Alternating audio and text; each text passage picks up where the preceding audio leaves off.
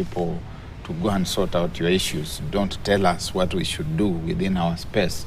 Some of those snide remarks are intended for us. I believe we have had challenges with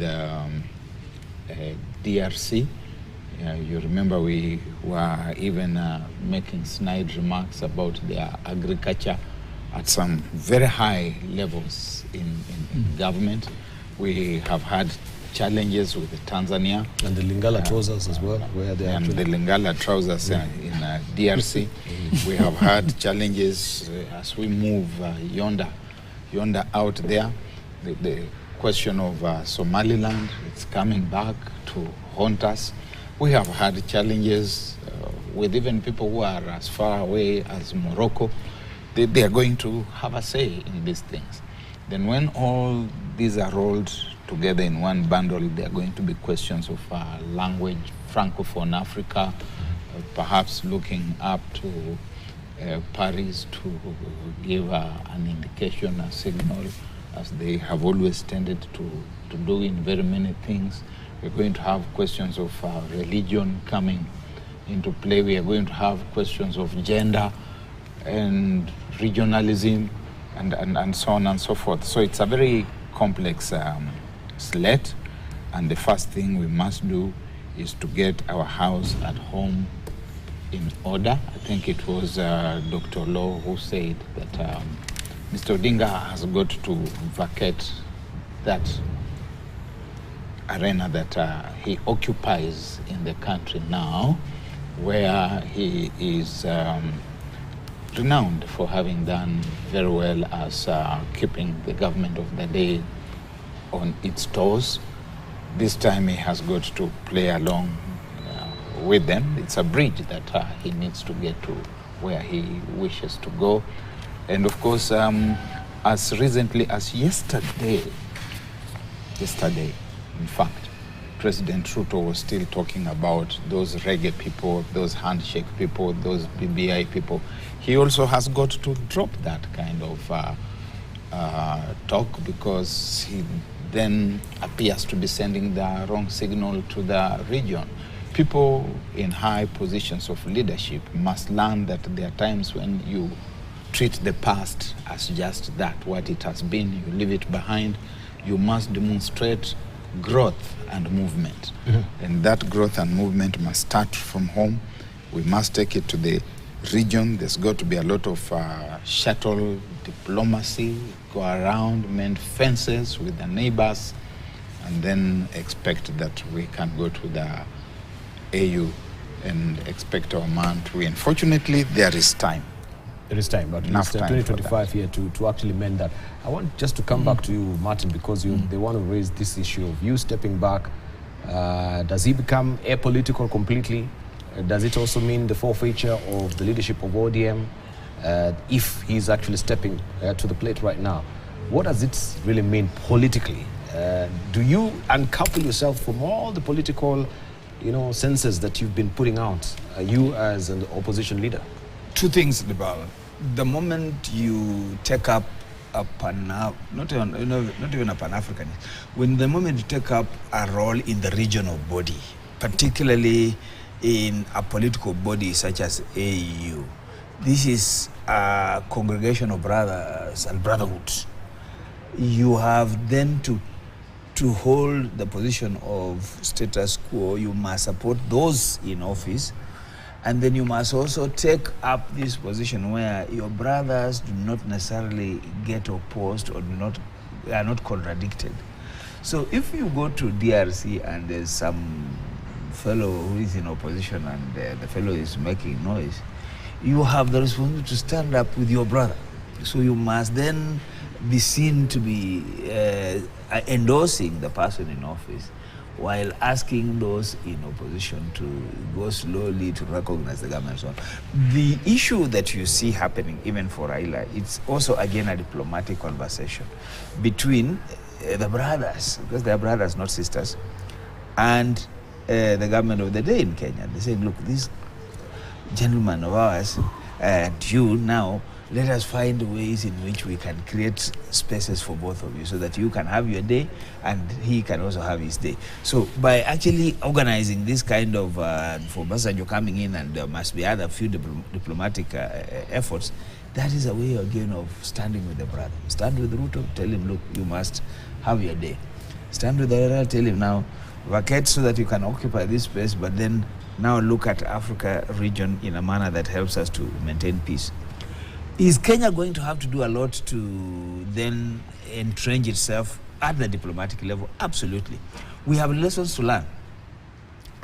We saw the collapse of Amina's candidacy. We saw the collapse just recently of Nancy who? The lady wanted this marine lady, the former PS. Nancy Giduma, I think. Right, I'll look out for it. Mm-hmm. We went that far and then we missed it. What lessons do we want to draw from that kind of experience? And then we do also have a number of lessons to learn, and this is the time that those some of our mistakes will come to bite us. Nancy Kariguthi. Yeah. Yes. Yeah. So when you have somebody like the CS Murkomen making statements such as the ones he made on a head of state or some referring to a country, this is a time that we will be called to order. And tell some of those little boys of yours to, So there is a way in which when you submit yourself to your brother, submit yourself to this process, somebody will remind you of a few things, including the president himself. There will be a few leaders who will tell him, please, this scene you have arrived on, some of us have been around it for a while. And the people will likely to say that. So please take your time, treat us with a bit of respect. So there will be, again, those things. The moment you subject yourself to a process like this, you also accept to get a few some resistance, but most of it is sometimes unsolicited advice because it has to come. And you have to be told, you see, and this and that. So we have not seen the last of this. This is a proposition that we are seeing. Yes, now we see Raila saying he's in it. The beautiful thing about it is that it's going to take another couple of months before this becomes a reality, which is next year. And next year will be 2025. And in that respect, we will be looking at 2 years before the next general elections in Kenya. So politically speaking, this is, and I'm looking at Professor Gola, this is a major movement, because what you are doing is that a major and critical player is being shifted from his base to another place. You haven't answered my question. Yes. Will he forfeit the leadership of ODM? Should he? What does it portend Is also it a for the requirement? coalition of Azimio? Because it seems also like Azimio, they're shocked. Like this thing was under wraps. So there's all of a sudden a conference. It's like there's no conversation around it. I don't know. What does it mean he steps down? Dibal, this is now the point that we need to emphasize. Earlier on, my brother was saying that it's about Kenya, it's about Kenya. Now we come back and say this is about Raila. Will Raila see that by making this move, he also needs to create spaces in ODM? And the answer is yes, he should. Does he see himself creating spaces in Azimio? The answer is he should. And now, whether he does it or not, what is the right thing to do? What is the constitutional thing to do? What is the legal thing to do? The moment you become a responsible person at that continental level, you cede political efforts and you cede partisan politics and now take on a bigger role. So yes, he must vacate that space. He must, and I'm looking at Freddie and others, as a successor. They must begin to line up to succeed, so that he becomes something else and there's a space. Now, of course, I'm saying that he should. He should. As to whether he will do that is another matter. He will. And that will be either his make or break. Make or break. So this is ultimately the decision that, we've been hanging. We used to have Otieno Kajong saying, ODM is Raila. Yes. And Raila is ODM. So if he's forfeiting the leadership of ODM, what does it portend for the party? But also looking at the bigger picture within Azimio, does this also just give Kalonzo Musyoka that particular opportunity right now? Because everyone has been saying, it's high time that now we, of course, give support to Kalonzo Musyoka. He's been actually forfeiting also that particular position of the presidency for almost 3 times right now. So this is the time for Kalonzo. Maybe before I answer that, I wanted to maybe comment on 2 things. One, that if you look at the geopolitics, Kenya is not doing so bad. Yes, it has some reaching out to do. We know what is going on between Ethiopia and Somalia. Mm-hmm. We know what is going on between Uganda, DRC, and Rwanda. Mm-hmm. And so... And we're back also in mediating on Sudan issue, on the peace process. We know that from Italy, Salva Kiir and all those warring factions have agreed to be mediated in Kenya. And that mediation is beginning next month. That the South Sudan mediation is moving from Italy, Sant'Egidio to Kenya. So overall, though we might think fear that there is chaos, I think that Kenya is not doing so bad compared to what is going on in the geopolitics. And Raila candidature probably will first get fodder from out of the region, out of East Africa, probably from Nigeria. And he has very good friends out there. Then you'll find it will be very easy for East African states to align. Kenya also has friends and allies. But even with that, the Kenya diplomacy have kind of been shining of late, if you compare to what is going on with other regions. For example, the relationship that it is enjoying with the Western powers, even with China, which will be very important, because we know, as much as we talk of AU, there is a little bit of funding by China. Big part of AU funds are also international. So there is those could be, managing your weakness and maximizing on your strength. And so Kenya have quite a number of strength also at this moment. But number 2, I think that is it time for Kalonzo? Probably the field could open up. Is it possible that votes, as Ogola is saying, Professor Ogola, is a chattel or a commodity that you just transfer and say, now that so-and-so is not here, so-and-so is the next person? Probably not. Votes and voters are like these beautiful ladies who are not very predictable and are wooed, and there are other factors. So it's not automatic that if you left the scene, if you left Nairobi, people will inherit all your lovers. Not necessarily. I'm using that example just for the sake of that. So it's not automatic that Kalonzo or even Luoland, that Luoland will again, I know power above vacuum, that Luoland as usual will be looking for who is now our next kingpin. I think the reality of counties, the reality of sub-region, the reality that this struggle is not just national, but almost sub-region, where the Homa Bay is talking like Homa Bay, it might be possible that we might have multiple spokespeople, and not necessarily that who is the next kingpin, you walk in and take over this little flock called the Luos of South Nyanza or whatever. So it could be a very big assumption to imagine that automatically Kalonzo is going to inherit the block. I think that you know how aggressive the president was to take Mount Kenya. Don't you think that he could apply the same confidence and the same the same effort maybe to cost if Raila is not there. And after all, he was the second best in coast region. If Raila is not there, don't you think he might apply the same effort to who the Luos?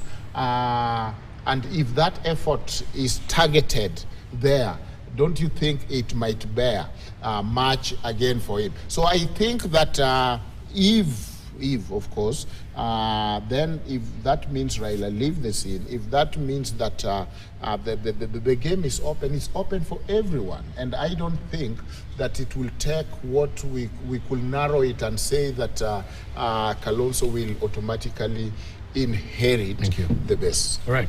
So is Raila easing out of politics in a very statesmanly way, so to speak, if he garners this particular position? Because maybe they've considered and they've looked around and we've seen, of course, if we go for the 2027, and perhaps if he doesn't really stand a chance in 2027, he'll be left with an egg on his face, right? How then do we ease out with dignity as a statesman? You go for this particular position, then you taper off from politics, and then by endorsing someone within Azimio or whatever, political fragmentation will have fomented by then. Yeah, first of all, before I answer that question, there was a talk here about Raila needed to be packaged.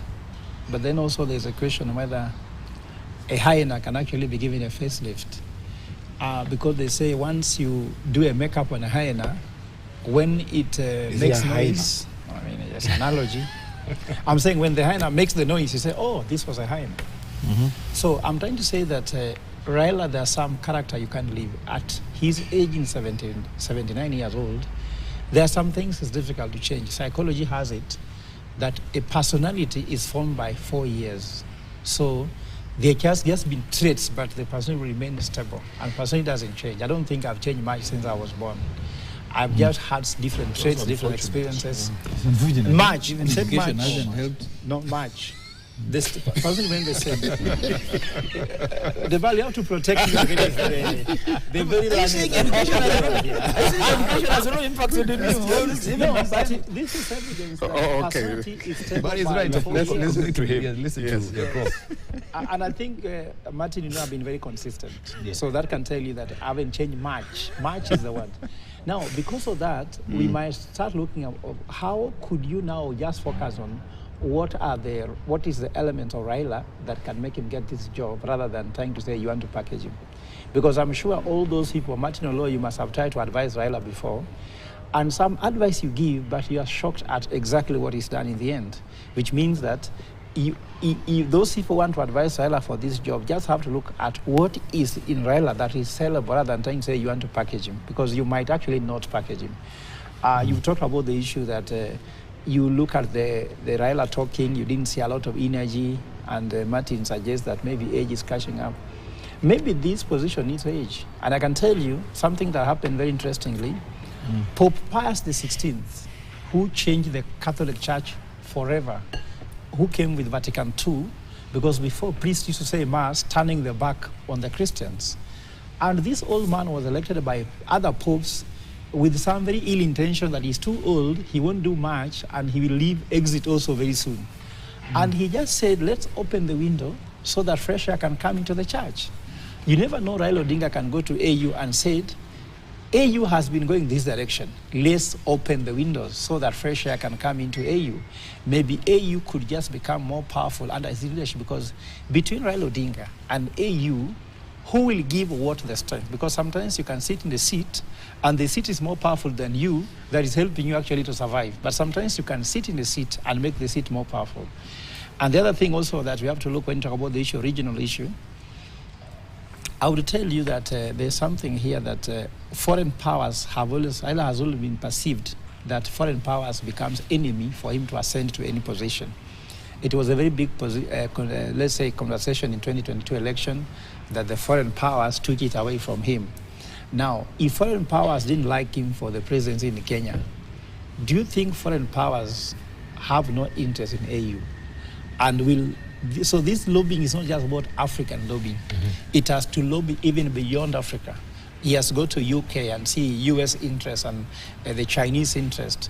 I remember that Raila with China, they have no problem because they're the ones who went with Uhuru to China and signed for some loan or something. I've been hearing it being said. I was not in that meeting, so I don't know which was signed, but I've had this perception. So the lobbying will go and beyond. Now, when you come home with the question of Raila's impact exiting the scene and Kalonzo's, I want to say that for William Ruto, the impact is this. Raila is not the enemy for Ruto in politics. At the moment, the economy is his issue. If he fixes the economy, there'll be no enemy. In fact, the best way for Ruto to eliminate his enemies is to perform what he promised Kenyans. When he will do it, is up to him. But if he doesn't perform, the question that Kenyans will be asking won't be, do you take Raila to AU? The question will be, you promise us XYZ, have you done it? And I'm sure Kenyans want to listen to more it's affecting them here than Raila's AU job. And I'm sure that we have to, again, come to be local. And on the issue of Azimio, I've heard even the paper saying that Raila's going to AU is rocking Azimio. I want to believe that it is rock ODM more than Azimio, because ODM is among the strongest members there, and the potential person coming to take over is Kalonzo and with Wamalwa, while Jubilee was on the other side. So I'm sure that it won't affect Jubilee the moment it will affect how it will affect ODM, because remember Joho declaring that he ran for president. So do you think Joho will run on ODM ticket? Probably not, because you realize that now that's when the owners of ODM, remember Opiyo Wandays and the rest of the Luo Nyanza people start saying ODM is a Nyanza affair.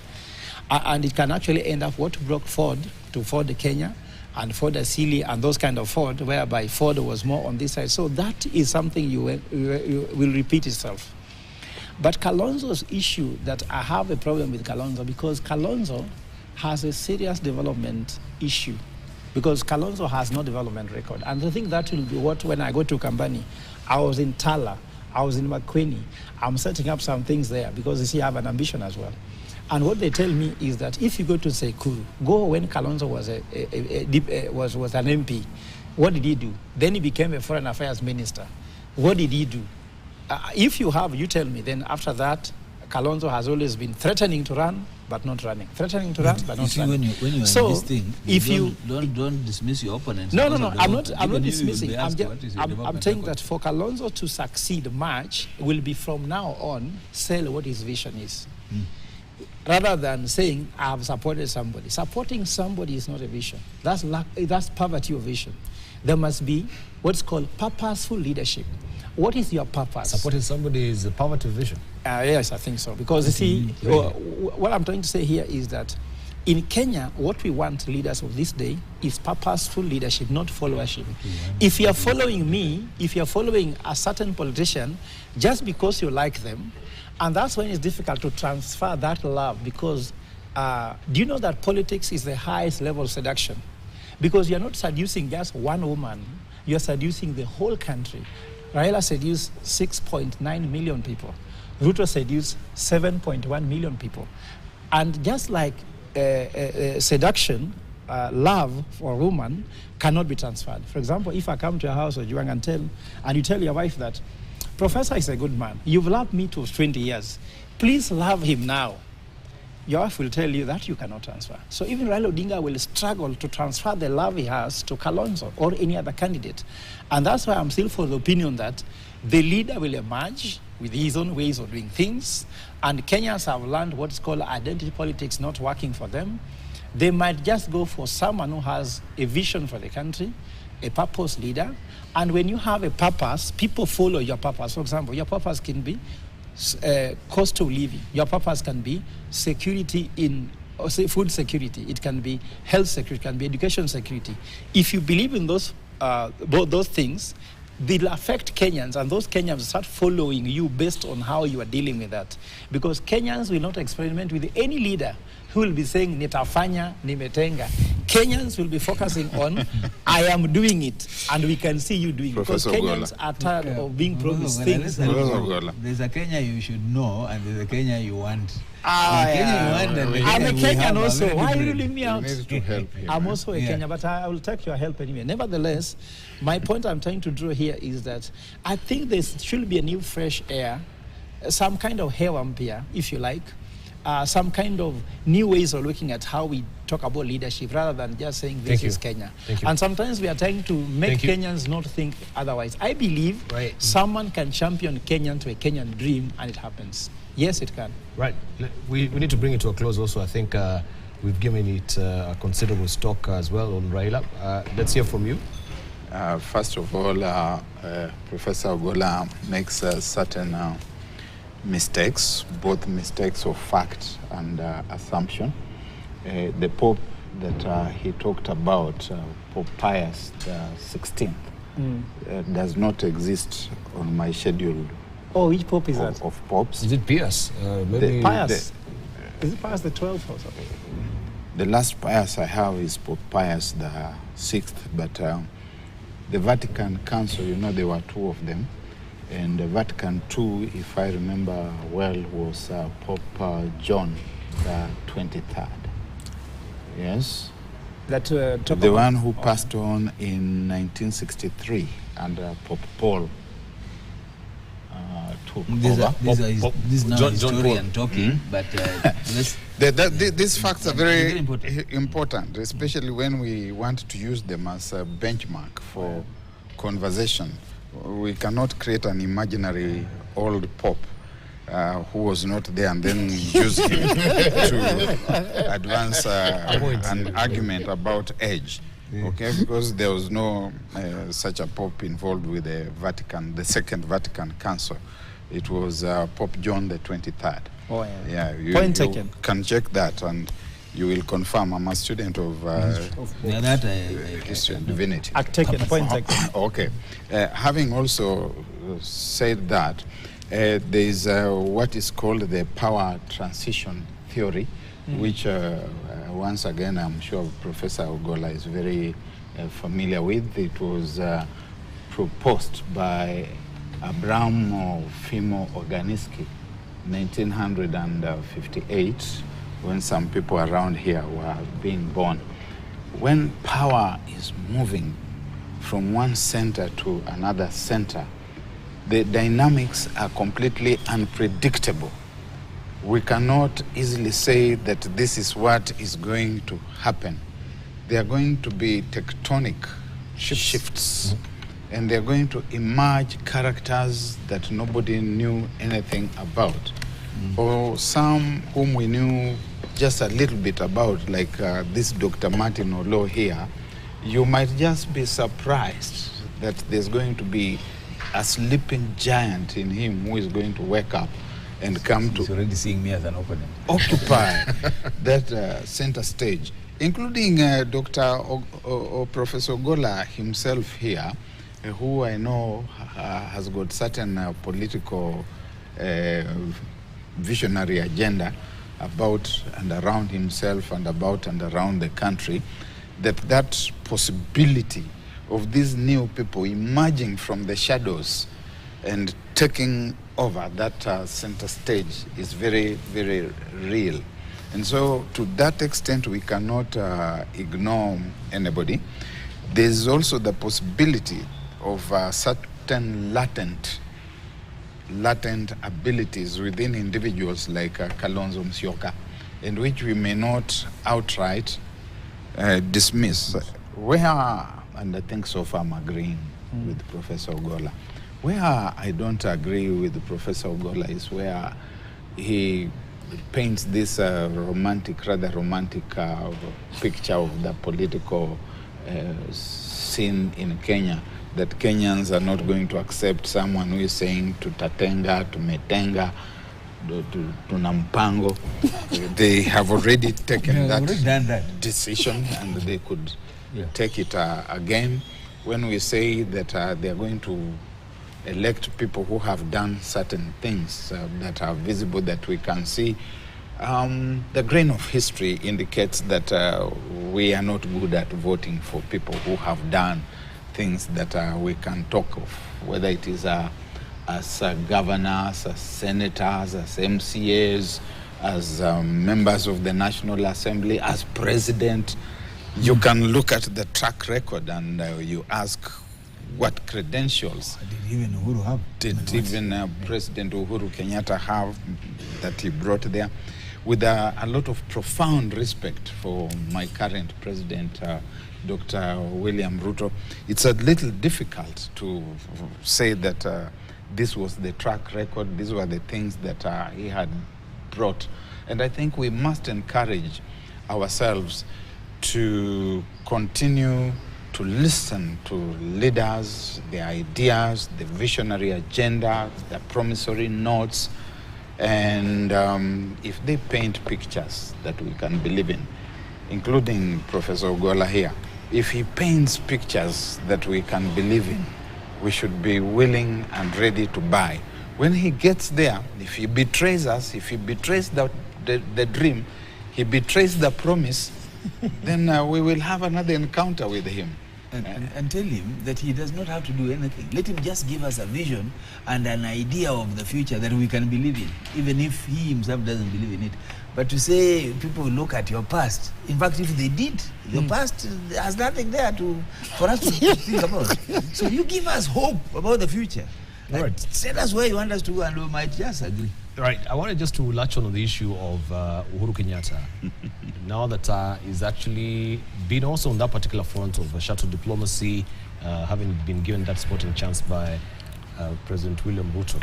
How pivotal will he be in rallying, especially when we're talking about the regional sort of misconception we had about our country and being the big brother? Conceptions. This is the reality, and Professor Ojwang is playing footsie with very serious issues. And Professor Duncan Ojwang, if you should have any opportunity to get into those inner sanctums, please advise the leadership that it's not about us sugarcoating things and lacing them with honey. We have performed badly.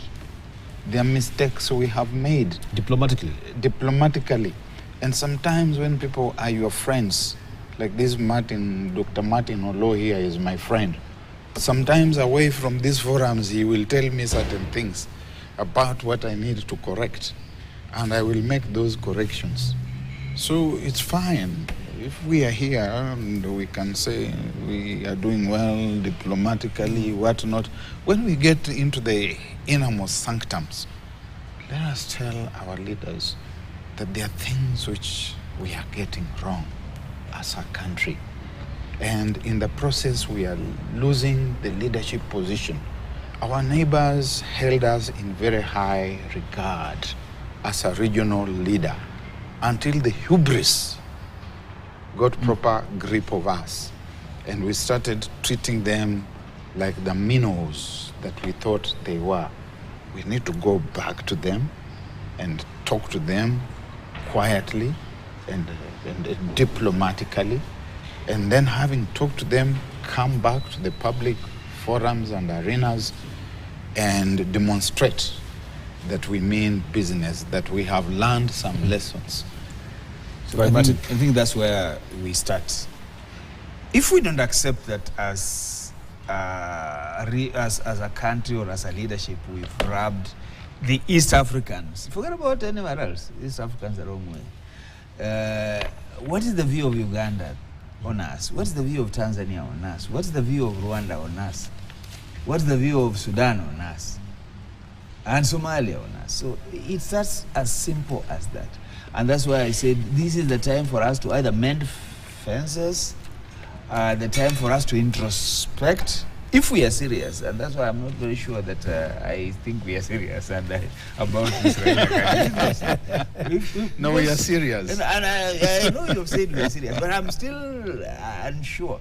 Because, for me, we are working on two aspects. There's diplomacy to push, but there's politics to manage, and there is the country to sort out.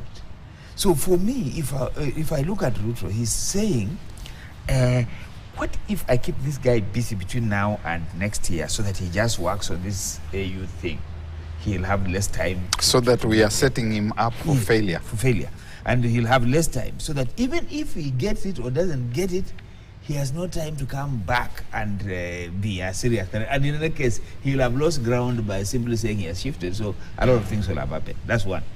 The other one is saying, I know that I need my brothers and my sister, and my brother in East Africa and my sister in Tanzania to help me get this guy somewhere. Will I take the right steps to get that happen? Now, if that were to happen, very well, because for Raila to actually get this thing, East Africa has to be in the same place. Now, the other day you saw what we were doing in DRC now, where you were saying about former President Uhuru Kenyatta. He's there, but is he there with the blessings of the Kenya government and with the support of Kenya government? We saw a little bit of diplomatic statements when he used the Ugandan airline to get in there and to get back. And that statement does not speak very well of where we are and where things are standing. So I want to suggest here, and this is a serious position I'm making, that perhaps this AU candidacy is not a serious project, or if it's a serious project, it's a serious project in the reverse gear. No. It's in the reverse engineering. That's what I want to suggest, and I know that we will not be in the same one. It is a very serious project. Yeah. We cannot, as a country, afford to make that blunder of thinking that we are setting up Raila Odinga for failure, because it will end up as a trail of rotten eggs on the national leadership, on the political face. That you are this country that keeps on going into the international arena to wash your dirty linen, and that you keep on losing. But we cannot. My question is, what does it matter when it has helped us to fix our country issues? Right. Politics. We are not isolated. Maybe briefly, maybe I'm more optimistic than Mwalimu Mubarak, our senior, because I looked at, even when Amina bid for this last time, Uganda did not support her.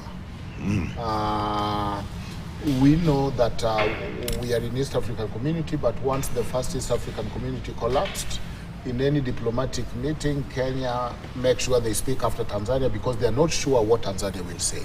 So there's a little bit of sibling rivalry in earnest. It can be managed better, it should be managed better, but there's a little bit of that. And even from Kenyatta time, I think more else Kenya have been more diplomatic with international and the neighbors from far, but have been a little more aggressive with their neighbors. If you look at the wave of Kenyatta diplomacy, and even a little bit of Moi added a little bit of peacekeeping, but our diplomatic moves within Africa and the way we practice it have not been the same way we practice it with China, US. We have been more forgiving and more diplomatic and a little bit aggressive because we are trying to push for that space of saying, hey, I'm here. The big brother syndrome that Barack is talking about. That's syndrome. It's a syndrome, or it is the reality that if you look at East African community, the balance of trade that even Uganda and Tanzania said is 70% in favor of Kenya. So you are not going to stoop low if you are a giant just because you make somebody I feel uncomfortable. Uncomfortable because in the East African community. But that is where the hubris really comes into play. Exactly. No, but I'm saying it's more nuanced than that. That the reality, even the East African community collapsed. You know, where the Nyerere was calling us a man-eat dog society, and we were saying a man-eat nothing society, Tanzania. But who exacerbated the collapse of East African Federation? Arrogance. Was it Kenya who actually... No, all I'm doing is not to excuse, but to explain. Yeah.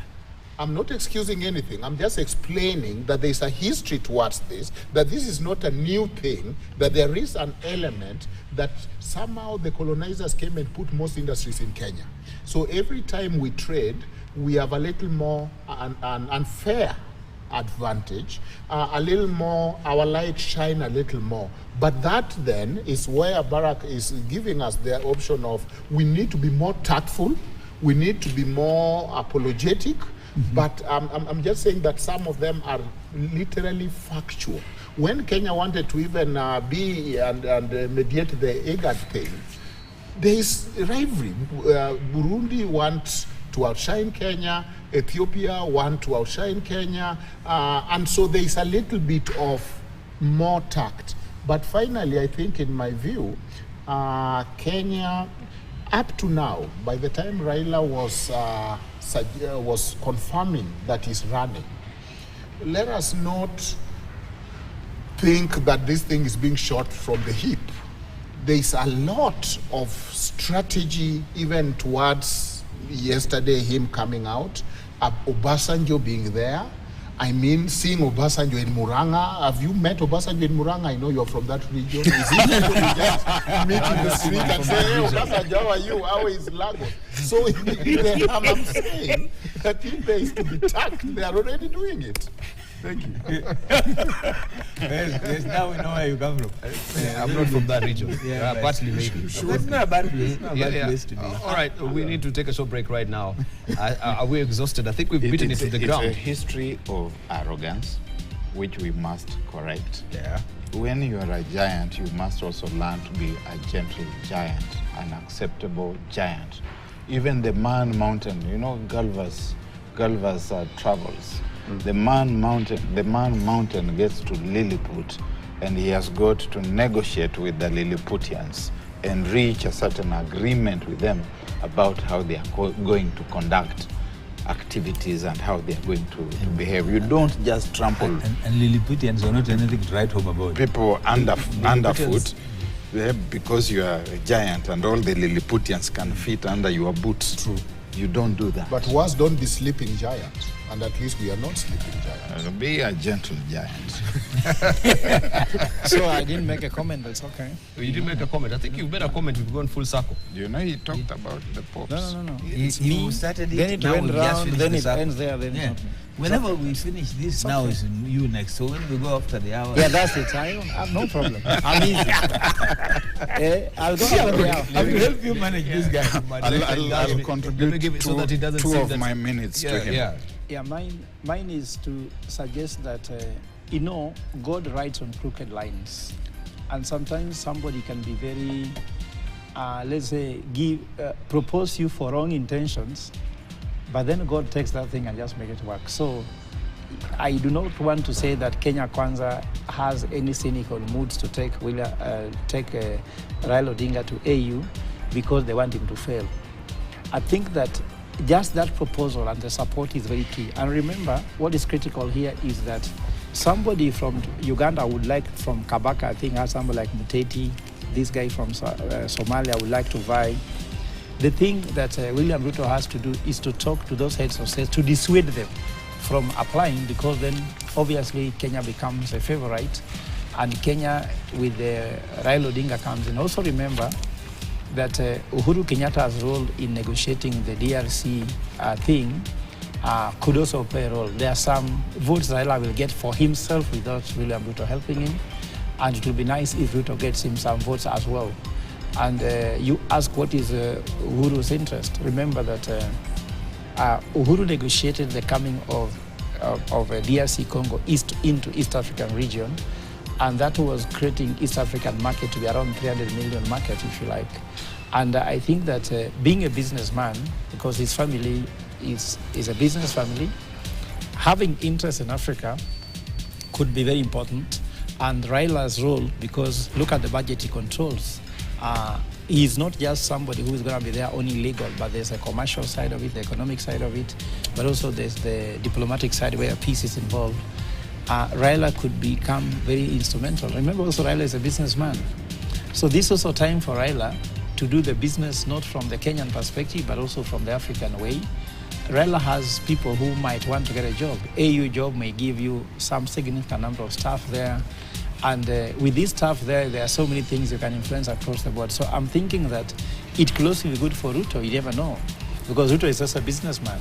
There could be a way on which Raila's AU seat could make. Thank you. But it could be good for Kenya as well, because the visibility that Kenya will get. I do not know how much Mohamed Faki's seat gave Chad a visibility. I think But I think with Raila's position having been at the top there could be key. Because remember, Faki was just a foreign affairs minister, but he was a troublemaker in Chad.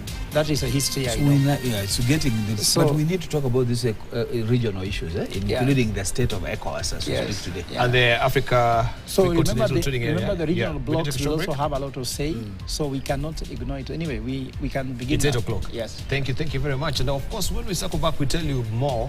There is also some good payback when you become a rebel, because it seems the ODM rebels have been given some good, so to speak, goodies, so to speak, lacking of better words. I will tell you more about Elisha Odhiambo, also Nyamirio Namita Uriri. Also, we do have, who else? I think Chandra as well. And Jalango. Something has come up in regard on how they have been seeking development for their region. Maybe that was up their collective sleeves going to the president. Now the president has rewarded them. We find out on the other side of the break. We take a short break.